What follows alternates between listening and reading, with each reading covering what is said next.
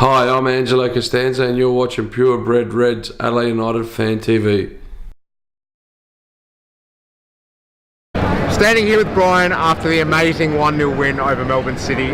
Brian, this was an epic game tonight in the elimination final between United and Melbourne City. Did you foresee us being able to put together such an enormously good 90 minutes and then be able to carry it on into extra time and eventually hammer home the winner, Ben Halloran, with an amazing goal 2 minutes before the end of extra time?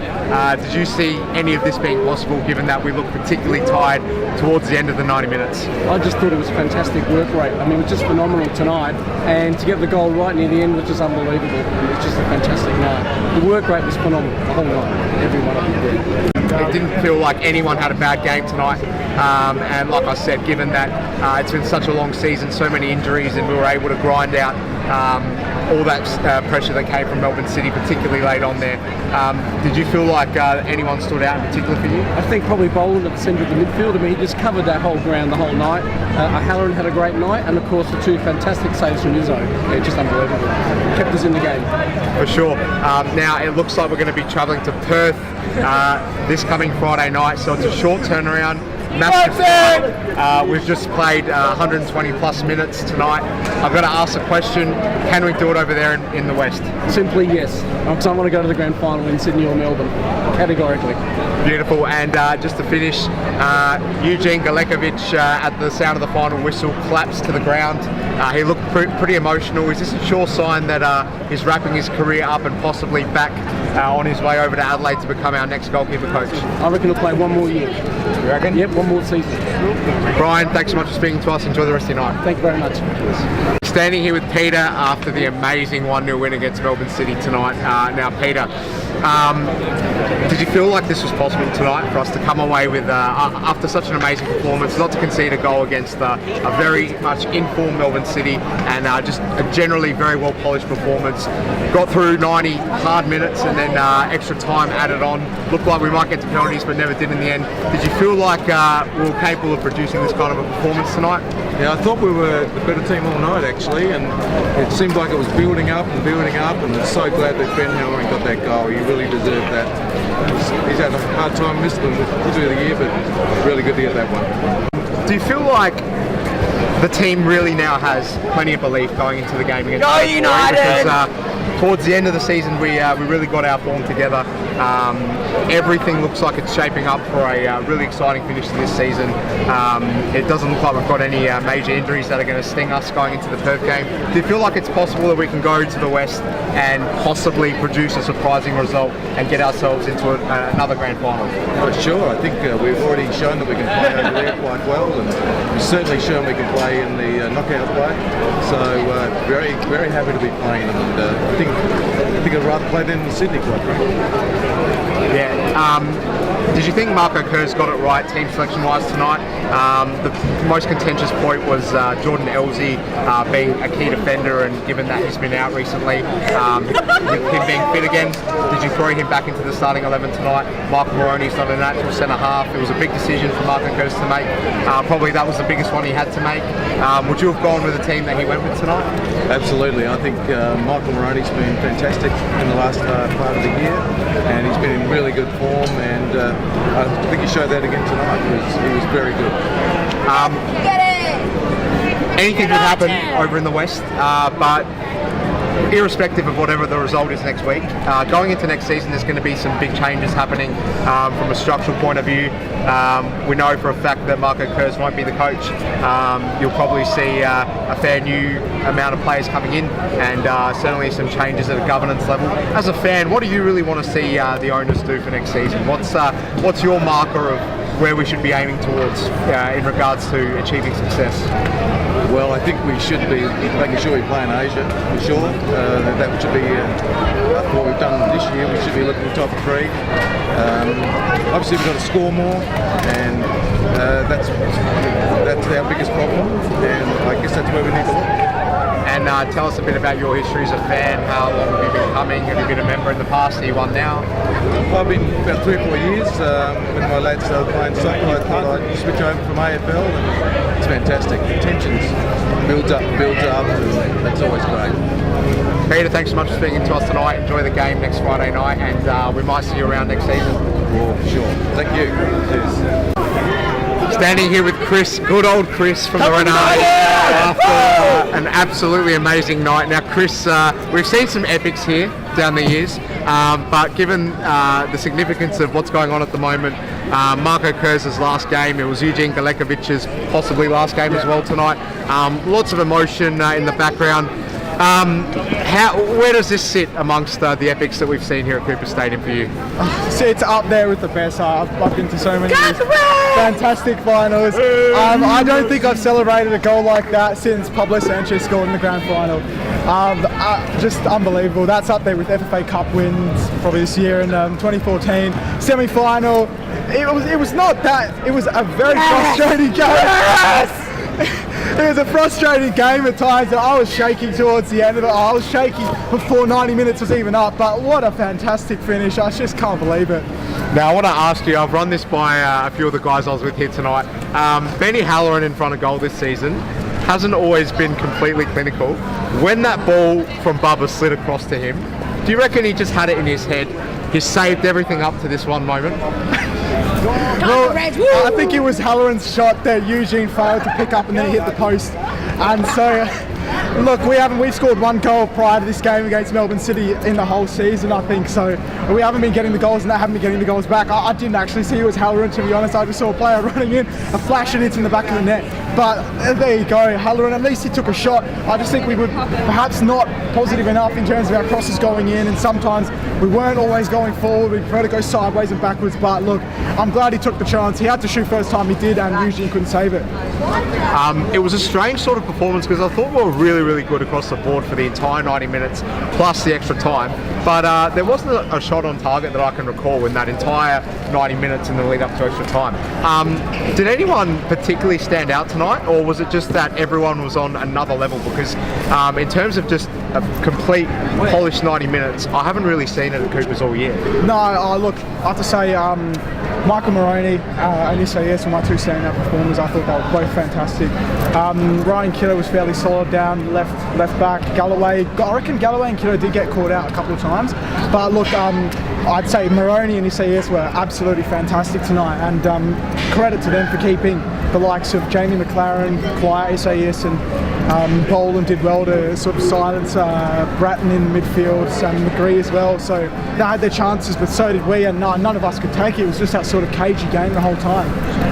You spoke about Michael Moroney. Now, again, Marko Kurz is left with this difficult decision going into the game against Glory. What does he do with that back four? Because we haven't conceded a goal tonight again. Jordan Elsey's sitting on the sidelines, presumably waiting for an opportunity to get back into the team. What does he do? Does he change anything from tonight? I think he should, to be honest, because we played 120 minutes today and players were going down with cramp. I think Kiddo had cramp towards the end. Jakobsen looked like he had a bit of cramp as well. And so this is 120 minutes now. It's a Sunday and we've got a Perth semi-final on a Friday night, and surely some legs have to be changed. So there have to be changes, in my opinion. But that's also down to how they react in training, how they do their recovery. But look, I think that now we played fantastic in defence today, but we might be forced to make changes just because we played 120 minutes. Is the fact that Perth haven't had to play and therefore they won't be as match hardened as us, is that the one thing we've got going for us? Because we're going up against a team that won the premiership in a canter. They're at home. It's a big trip for us, short turnaround. It's the one thing that we have to go off the fact that we've put in so much spirit and effort tonight, and they've just been going about their training in a routine way for 2 weeks, and they haven't got that same level of sort of, you know, match competitiveness going into the game. Oh look, on paper you look at a 1 week break and you think, yeah, Perth's going to have the advantage, but as you said, they haven't played this week, and I think that the players will be on absolute another level after that. It's just the most amazing finish you could possibly imagine. The stuff of dreams, you know, 1 minute away from going to a penalty shootout, or 1 minute plus stoppage time, and then we go and score the winner, and just absolute pandemonium. So they'll be on another level in terms of confidence, in terms of how they're feeling now. But obviously at 120 minutes, as I said, they'll be pretty tired. That's what Perth have for them. They've got that fitness, they've got an extra week recovery. Chris, it's been an absolute pleasure speaking to you after tonight. Another amazing night for the record books here as Adelaide United fans. Are you going to be going over to Perth? I'll investigate it. I will certainly look into it. I'll say I can't give any guarantees, but I'll definitely look into it. Well, if you're going to, I suggest you get home straight away and start looking at the flights, because the price is pretty outrageous. But we love our team, and hopefully we can assemble a massive travelling party for the game. Chris, thanks for speaking to us tonight. We'll see you soon. Thank you so much. It's my pleasure to be here. Cheers. Standing here with Reese, the B, after the amazing 1-0 win against City. Reese, you said that you think this one was going to go to extra time this morning. You were right in the end.